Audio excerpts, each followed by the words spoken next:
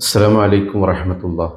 ബഹുമാനപ്പെട്ട കാന്തപുരം ഉസ്താദിൻ്റെ നേതൃത്വത്തിൽ കേരള മുസ്ലിം ജമാഅത്തിൻ്റെ കേരള യാത്ര ഇന്നലെ കാസർഗോഡ് നിന്ന് ആരംഭിച്ചു.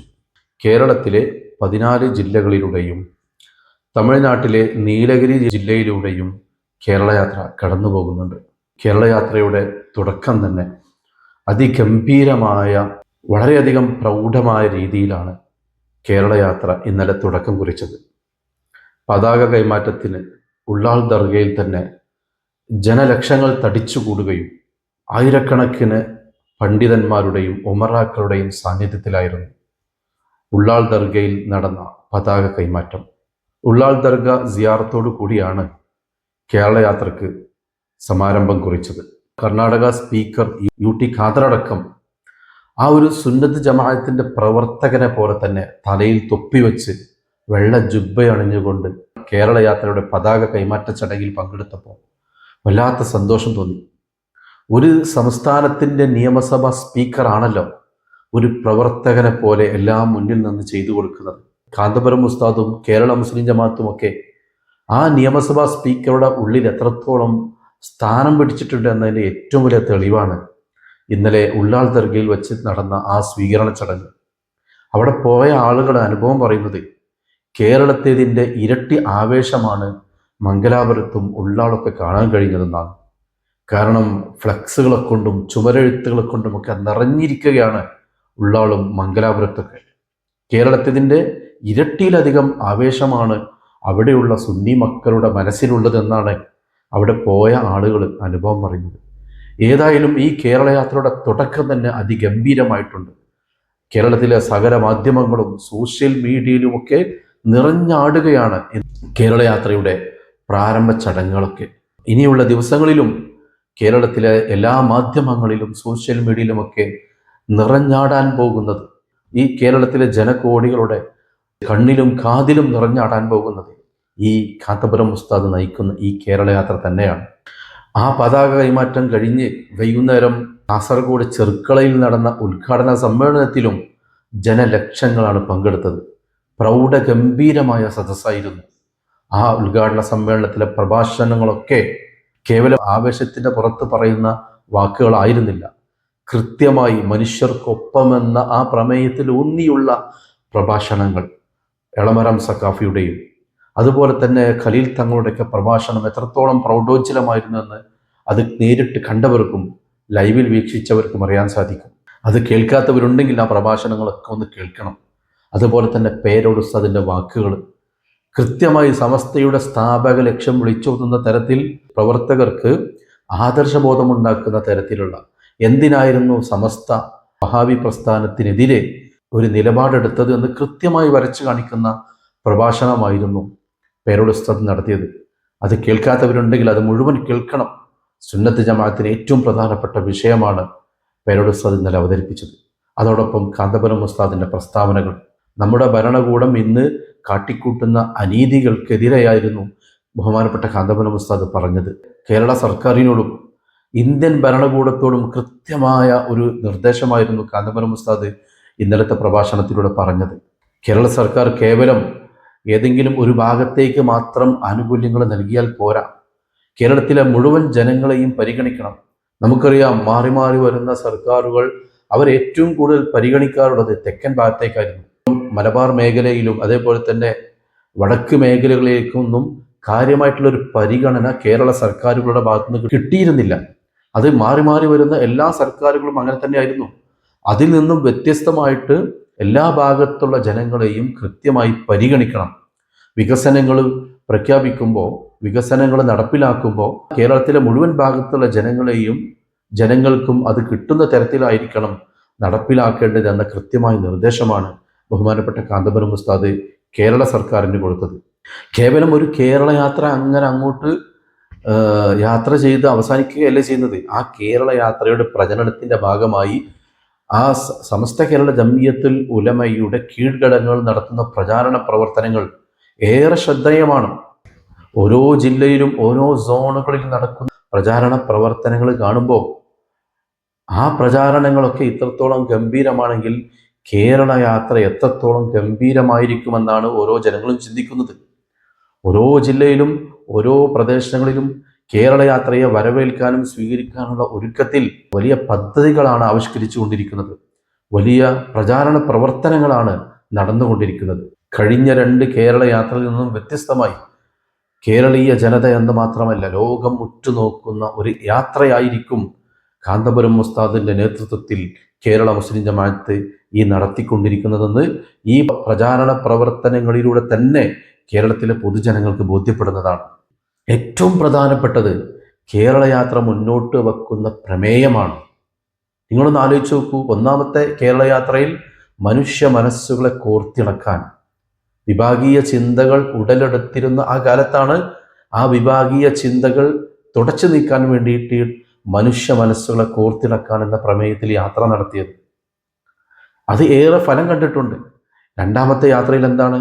മാനവികതയെ ഉണർത്തുന്നു എന്ന പ്രമേയമാണ്. നമുക്കറിയാം ഇന്ന് മാനവികത എത്രത്തോളമാണ് നശിപ്പിച്ചു കൊണ്ടിരിക്കുന്നതെന്ന്. മനുഷ്യനെ യാതൊരു വിലയും കൽപ്പിക്കാത്ത ഒരു കാലഘട്ടമാണ് ഇന്ന് നമ്മുടെ മുമ്പിലേക്ക് സംജാതമായിരിക്കുന്നത്. അത്തരമൊരു കാലത്താണ് എന്താണ് മനുഷ്യനെന്ന് ചിന്തിപ്പിക്കുന്ന തരത്തിലുള്ള ഒരു പ്രമേയം മാനവികതയെ ഉണർത്തുന്നു. ആ കേരള യാത്രയിൽ ഉടനീളം കണ്ട ആ മാനവികത നമുക്ക് ബോധ്യപ്പെട്ടിട്ടുണ്ട്. ഇപ്പോൾ ഇതാ അതേ പ്രമേയത്തിൻ്റെ തുടർച്ചയായിട്ട് മനുഷ്യർക്കൊപ്പം എന്ന പ്രമേയത്തിലാണ് ഈ കേരള യാത്രയും നടന്നുകൊണ്ടിരിക്കുന്നത്. ഈ മനുഷ്യർക്കൊപ്പം എന്നുള്ളത് ഒരു കേവലം ഭംഗിവാക്ക് മാത്രമല്ല. ഇന്ന് ജനകോടികൾ ഏറ്റവും കൂടുതൽ ആഗ്രഹിച്ചുകൊണ്ടിരിക്കുന്ന, പ്രതീക്ഷയോടെ നോക്കിക്കണ്ടിരിക്കുന്ന ഒരു പ്രമേയമാണ് മനുഷ്യർക്കൊപ്പം. പ്രതീക്ഷയറ്റ് ജീവിക്കുന്ന കോടിക്കണക്കിന് ജനങ്ങളാണ് നമ്മുടെ നാട്ടിലുള്ളത്. ആ കോടിക്കണക്കിന് ജനങ്ങൾ വളരെ പ്രതീക്ഷയോടെ നോക്കുന്ന ഒരു കൂട്ടം മനുഷ്യരുണ്ട്. അവർ പക്ഷേ ആ പ്രതീക്ഷയറ്റ ജനങ്ങളെ തിരിഞ്ഞു നോക്കുന്നില്ല. എന്നാൽ ആ മനുഷ്യർക്ക് പ്രതീക്ഷ നൽകുന്ന ഒരു യാത്രയാണ് മനുഷ്യർക്കൊപ്പം എന്ന ഈ പ്രമേയത്തിൽ ബഹുമാനപ്പെട്ട കേരള മുസ്ലിം ജമാഅത്ത് നടത്തിക്കൊണ്ടിരിക്കുന്നത്. എന്താണ് ഒരു മനുഷ്യൻ ആവശ്യമുള്ളത്? ഒരു മനുഷ്യൻ ഈ ഭൂമിയിലേക്ക് ജനിച്ചു വീഴുമ്പോൾ ആ മനുഷ്യന് വേണ്ടത് സമാധാനമാണ്. അക്രമവും അനീതിയും കൊടികുത്തി വാഴുന്ന ഈ ലോകത്ത് ഒരു മനുഷ്യന് സമാധാനത്തോടെ ജീവിക്കാൻ ഏറെ പ്രയാസകരമാണ്. ആ മനുഷ്യന് സമാധാനം കൊടുക്കുക എന്നതാണ് മനുഷ്യർക്കൊപ്പം എന്ന പ്രമേയത്തിൽ ആദ്യം നമ്മൾ മനസ്സിലാക്കേണ്ട ഒരു കാര്യം. ആ സമാധാനം ഇന്ന് കാന്തപുരം ഉസ്താദിൻ്റെ നേതൃത്വത്തിൽ കേരള മുസ്ലിം ജമാഅത്ത് ഓരോ പദ്ധതികളിലൂടെയും നിരന്തരമായിട്ട് മനുഷ്യന് സമാധാനം കിട്ടാൻ വേണ്ടി പ്രവർത്തിച്ചുകൊണ്ടിരിക്കുകയാണ്. അതിനുവേണ്ടി എന്തൊക്കെ കാര്യങ്ങളാണ് ഈ പ്രസ്ഥാനം ചെയ്തുകൊണ്ടിരിക്കുന്നത്? സമസ്ത കേരള ജമിയത്തുൽ ഉലമ ചെയ്തുകൊണ്ടിരിക്കുന്നത്? ഭരണകൂടങ്ങളുടെ അക്രമങ്ങളും അനീതിയുമൊക്കെ സഹിക്കവയ്യാതെ പൊറുതിമുട്ടിക്കൊണ്ട് ചില ആളുകൾ തീവ്രവാദ പ്രസ്ഥാനത്തിലേക്ക് പോകും, മാവോയിസ്റ്റുകളായി രൂപാന്തരപ്പെടും. ഭരണകൂടങ്ങൾക്കെതിരെ അവർ രംഗത്തിറങ്ങും. നിങ്ങൾ തീവ്രവാദത്തിലേക്ക് പോവരുത്, നിയമം കയ്യിലെടുത്തുകൊണ്ട് നിങ്ങൾ പ്രവർത്തിക്കരുത് എന്ന് നിരന്തരമായിട്ട് പിന്നാലെ നടന്ന് പറഞ്ഞുകൊണ്ട് ഒരു പറ്റം ജനങ്ങളെ നിരന്തരമായിട്ട് നിങ്ങൾക്ക് എത്ര വെല്ലുവിളികൾ സൃഷ്ടിക്കപ്പെട്ടാലും നിയമം നിങ്ങൾ കയ്യിലെടുക്കരുത് എന്ന് പറഞ്ഞുകൊണ്ട് പിന്നാലെ നടക്കുകയാണ് ഈ നേതൃത്വം.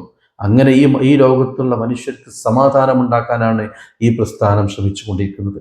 ഈ പ്രമേയത്തിലെ മറ്റൊരു പ്രധാനപ്പെട്ട ലക്ഷ്യം, മനുഷ്യന് ആവശ്യമുള്ള മറ്റൊരു കാര്യം എന്താണ്? വിശ്വാസമാണ്. ഇന്ന് ഈ ലോകത്ത് ഏറ്റവും കൂടുതൽ വെറുപ്പ് ഉൽപ്പാദിപ്പിക്കുന്നത്, വിദ്വേഷം പ്രചരിപ്പിക്കുന്നത് വിശ്വാസമില്ലാത്ത ആളുകളാണ്. നിരന്തരം മനുഷ്യനെ തമ്മിലടുപ്പിക്കാനും മറ്റ് സകല മതങ്ങളെയും സകല ദൈവങ്ങളെയും ആക്ഷേപിക്കുകയും അപഹസിക്കുകയും ചെയ്യുന്ന ഒരു കാഴ്ചയാണ് ഇന്ന് വിശ്വാസമില്ലാത്തവരുടെ ആളുകളിൽ നിന്ന് നാം നേരിട്ട് കണ്ടുകൊണ്ടിരിക്കുന്നത്. അത്തരത്തിലുള്ള ജനങ്ങളിൽ വിശ്വാസം വർദ്ധിപ്പിക്കാനും വിശ്വാസം ഊട്ടി ഉറപ്പിക്കാനുമാണ് കാന്തപുരം ഉസ്താദിൻ്റെ നേതൃത്വത്തിൽ കേരള മുസ്ലിം ജമാഅത്ത് ചെയ്തുകൊണ്ടിരിക്കുന്നത്. ആ വിശ്വാസം മനസ്സിൻ്റെ ഉള്ളിലുണ്ടായാൽ ആ മനുഷ്യൻ ഒരു നല്ല മനുഷ്യനായിട്ട് ജീവിക്കാൻ സാധിക്കും. അക്രമങ്ങളിലേക്ക് പോകൂല, മറ്റു മനുഷ്യരെ ഉപദ്രവിക്കൂല, ഒരു നിലക്കും മനസ്സമാധാനത്തിനെതിരായി ആ മനുഷ്യൻ പ്രവർത്തിക്കൂല. അതാണ് ഒരു മനുഷ്യൻ്റെ ഉള്ളിൽ വിശ്വാസം ഉടലെടുത്താലുള്ള ഏറ്റവും വലിയ ഗുണം. അപ്പോൾ ഈ മനുഷ്യർക്ക് വിശ്വാസം നൽകാനും ആ വിശ്വാസം അവരുടെ ഉള്ളിൽ ഊട്ടി ഉറപ്പിക്കാനുമാണ് കാന്തപുരം ഉസ്താദിൻ്റെ നേതൃത്വത്തിൽ കേരള മുസ്ലിം ജമാഅത്തും സമസ്ത കേരള ജമിയത്തുൽ ഉലമയൊക്കെ ഇവിടെ നിർവഹിച്ചു കൊണ്ടിരിക്കുന്നത്. പിന്നെ എന്താണ്? കേവലം വിശ്വാസമുണ്ടായാൽ മാത്രം പോരല്ലോ, ആദർശബോധം ഒരു മനുഷ്യന് അനിവാര്യമാണ്.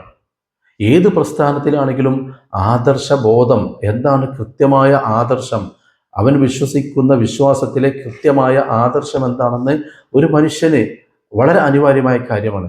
ആ ആദർശബോധം ഉണ്ടാക്കാനുള്ള ഒരുപാട് പദ്ധതികളും പ്രവർത്തനങ്ങളുമാണ് കഴിഞ്ഞ കാലങ്ങളിൽ നമ്മുടെ നാട്ടിൽ കണ്ടത്.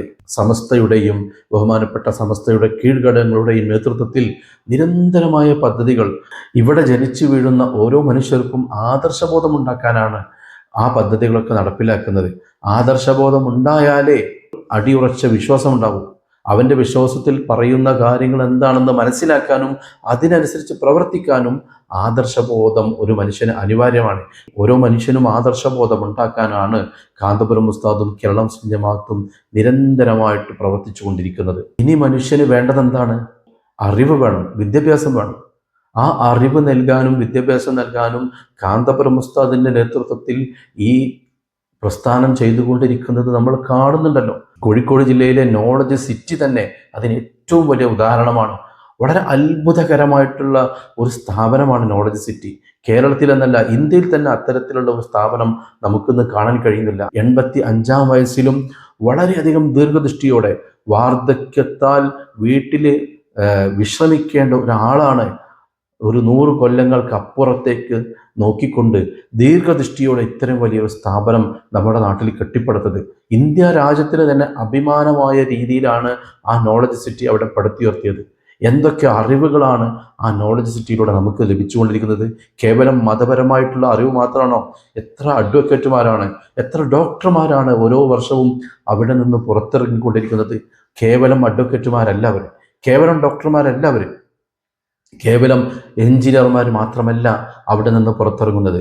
ഈ സമൂഹത്തിന് സേവനം ചെയ്യാൻ താല്പര്യമുള്ള, ധാർമ്മിക മൂല്യങ്ങൾ കാത്തു സൂക്ഷിക്കാൻ കഴിവുള്ള നിരവധി ഉദ്യോഗസ്ഥരാണ് ആ നോളജ് സിറ്റിയിൽ നിന്നും പുറത്തിറങ്ങുന്നത്. ഇന്ന് നമുക്കറിയാം, ഇന്ന് സകല മേഖലയിലും ഹോസ്പിറ്റലിൽ ചെന്നാലും അവിടെയും കൺസ്ട്രക്ഷൻ മേഖലയിലാണെങ്കിലും അതുപോലെ തന്നെ ഉദ്യോഗസ്ഥ മേഖലയിലുമൊക്കെ മനുഷ്യനെ ചൂഷണം ചെയ്യുന്ന ഒരു അവസ്ഥ. എന്ത് സർക്കാർ ആനുകൂല്യങ്ങൾ നേടണമെങ്കിലും അതല്ലെങ്കിൽ നമുക്ക് എന്തെങ്കിലും കാര്യങ്ങൾ സാധിച്ചെടുക്കണമെങ്കിലും പൈസ കൊടുക്കാതെ സാധിക്കാത്തൊരവസ്ഥയാണുള്ളത്. ആ സ്ഥാനത്ത് ജനക്ഷേമം മാത്രം ലക്ഷ്യം കാണുന്ന, ഒരു അഴിമതിയും നടത്താതെ കൃത്യമായി സേവനം നടത്തുന്ന ഉദ്യോഗസ്ഥരെയാണ് നോളജ് സിറ്റി വാർത്തെടുക്കുന്നത്. നോളജ് സിറ്റി മാത്രമല്ല, ഈ കേരളത്തിൻ്റെ ഒരറ്റം മുതൽ അങ്ങേയറ്റം വരെ എത്ര വിദ്യാഭ്യാസ സ്ഥാപനങ്ങളാണ് ഈ പ്രസ്ഥാനം കെട്ടിപ്പടുത്തുയർത്തിയത്. ഇസ്ലാമികമായിട്ടുള്ള അറിവ് എന്നുള്ളത് മുസ്ലിങ്ങൾക്ക് ഏറ്റവും പ്രധാനപ്പെട്ടതാണ്. അത് മറ്റു ഉത്തരേന്ത്യൻ സംസ്ഥാനങ്ങളെ നോക്കിയാൽ നമുക്കത് കാണാൻ കഴിയും. ഇന്ത്യക്ക് പുറത്തുള്ള മറ്റ് ഇസ്ലാമിക രാജ്യങ്ങൾ പോലും ഇസ്ലാമികമായിട്ടുള്ള അറിവ് നൽകുന്നതിൽ കേരളത്തിനോട് അടുത്ത് എത്തൂല എന്നുള്ളതാണ് നമുക്ക് മനസ്സിലാവുന്നത്. എത്ര ലക്ഷക്കണക്കിന് പണ്ഡിതന്മാരെയാണ് ഇവിടെ ഈ പ്രസ്ഥാനത്തിൻ്റെ കീഴിൽ കാന്തപുരം ഉസ്താദ് വാർത്തെടുത്തിട്ടുള്ളത്. നമുക്ക് ഓരോ പരിപാടികളും കാണാൻ കഴിയും. ലക്ഷക്കണക്കിന് പണ്ഡിതന്മാരാണ് അവിടെ സംവദിക്കുന്നത്. ഈ പണ്ഡിതന്മാരെ കേരളത്തിലുടനീളം വാർത്തെടുക്കാൻ, അവർക്ക് അറിവ് നൽകാൻ എത്ര സ്ഥാപനങ്ങളാണ് ഇവിടെ കെട്ടിപ്പടുത്തുയർത്തിയിട്ടുള്ളത്. മർക്കസ് നോളജ് സിറ്റിയും കോഴിക്കോട് മർക്കസും ഒക്കെ അതിന് നേതൃത്വം നൽകുന്ന സ്ഥാപനങ്ങളാണ്. അങ്ങനെ നമ്മുടെ ഈ കേരളത്തിൻ്റെ ഒരറ്റം മുതൽ മറ്റേ അറ്റം വരെ കണ്ണോടിച്ചാൽ എത്ര ഇസ്ലാമികപരമായിട്ടുള്ള ദഅ്വാ കോളേജുകളും ശരീഅത്ത് കോളേജുകളും നമുക്ക് കാണാൻ കഴിയും. ആ സ്ഥാപനങ്ങളിലൂടെയൊക്കെ പുറത്തിറങ്ങുന്ന പണ്ഡിതന്മാർ ഒരിക്കലും ഇവിടെ ജനങ്ങളെ ദ്രോഹിക്കുന്ന തരത്തിൽ, ജനങ്ങളെ ചൂഷണം ചെയ്യുന്ന തരത്തിൽ, നമ്മുടെ നാടിൻ്റെ സമാധാനം തകർക്കുന്ന തരത്തിലുള്ള ഒരു പ്രവർത്തനവും അവരുടെ ജീവിതത്തിൽ ചെയ്യൂല എന്ന് നമുക്ക് ഉറപ്പിക്കാം. 99% ആളുകളും അത്തരത്തിലുള്ള പണ്ഡിതന്മാരാണ് നമുക്ക് കാണാൻ കഴിയുന്നത്. വളരെ അപൂർവം ചില ആളുകൾ അതിന് വിരുദ്ധമായിട്ട് ചെയ്യുന്നുണ്ടെങ്കിലും അത്തരത്തിലുള്ള ഒരു വലിയ ജനലക്ഷങ്ങളെ നിർമ്മിക്കാൻ ഇവിടുത്തെ ശരീഅത്ത് കോളേജുകളും ഇവിടുത്തെ ദഅ്വാ കോളേജുകളും വഹിച്ച പങ്ക് ചെറുതല്ല. ആ കോളേജുകൾ കെട്ടിപ്പടുത്തുയർത്താൻ ഈ പ്രസ്ഥാനവും കാന്തപുരം ഉസ്താദും ഒക്കെ എത്രത്തോളം ത്യാഗം സഹിച്ചിട്ടുണ്ട് എന്നുള്ളത് നമ്മെ അത്ഭുതപ്പെടുത്തുന്ന കാര്യമാണ്. പിന്നെ എന്താണ് ഒരു മനുഷ്യന് ആവശ്യമുള്ളത്? ഒരു മുസ്ലിമിന് ആവശ്യമുള്ളത് അവന് ആരാധന നിർവഹിക്കാനുള്ള മസ്ജിദുകളാണ്, ആരാധനാലയങ്ങളാണ്. എത്രയാണ് ഈ ഇന്ത്യ രാജ്യത്തിൻ്റെ ഓരോ തെരുവിലും കാന്തപുരം ഉസ്താദ് പള്ളികൾ കെട്ടിപ്പടുത്തത്? 10,000-കണക്കിന് പള്ളികളാണ് ഈ ഇന്ത്യ രാജ്യത്തിൻ്റെ വിവിധ കോണുകളിൽ കാന്തപുരം ഉസ്താദിൻ്റെ നേതൃത്വത്തിൽ ഈ പ്രസ്ഥാനം കെട്ടിപ്പടുത്തിട്ടുള്ളത്. ഓരോ മനുഷ്യരും ഈ രാജ്യത്തിൻ്റെ വിവിധ കോണുകളിലുള്ള പാവപ്പെട്ട മനുഷ്യർക്ക് സ്വപ്നം പോലും കാണാൻ പറ്റാത്ത തരത്തിൽ അവർക്ക് വേണ്ടി ആരാധനാലയങ്ങൾ കെട്ടിപ്പടുക്കാൻ ഈ കാന്തപുരം ഉസ്താദിനെ പോലെ വേറൊരാൾക്കും കഴിഞ്ഞിട്ടുണ്ടാവില്ല എന്ന് നമുക്ക് കൃത്യമായിട്ട് ബോധ്യപ്പെടാവുന്നതേ ഉള്ളൂ. മറ്റൊന്ന്, ഒരു മനുഷ്യന് ആവശ്യമുള്ളത് വീടും കുടുംബവുമാണ്. നിങ്ങൾക്ക് കാന്തപുരം ഉസ്താദിൻ്റെയും ഈ പ്രസ്ഥാനത്തിൻ്റെയും ചരിത്രമൊന്ന് പഠിച്ചാൽ നിങ്ങൾക്കത് ബോധ്യപ്പെടും. എത്ര വീടുകളാണ് ഈ കേരളത്തിലെന്നല്ല, കേരളത്തിന് പുറത്തും പാവപ്പെട്ട ആളുകൾക്ക് നിർമ്മിച്ചു നൽകിയിട്ടുള്ളത്. എത്ര ആളുകൾക്കാണ് ഇവിടെ കുടുംബമുണ്ടാക്കി കൊടുത്തിട്ടുള്ളത്. ഇപ്പോൾ അടുത്ത മാസം ഇതാ ബഹുമാനപ്പെട്ട ദേവർഷോല ഉസ്താദിൻ്റെ നേതൃത്വത്തിൽ 850 വധൂവരന്മാരാണ് വിവാഹം ചെയ്യാൻ പോകുന്നത്. അവരുടെ എല്ലാ ചെലവും വഹിച്ചുകൊണ്ട് അവർക്ക് ഒരു തരത്തിലുള്ള ചെലവും ഇല്ലാതെ തന്നെ അവരുടെ കല്യാണം നടത്തുകയാണ്. ഇത് എല്ലാ വർഷവും നടക്കുന്ന കാര്യമാണ്, ഏതെങ്കിലും ഒരു വർഷമല്ല.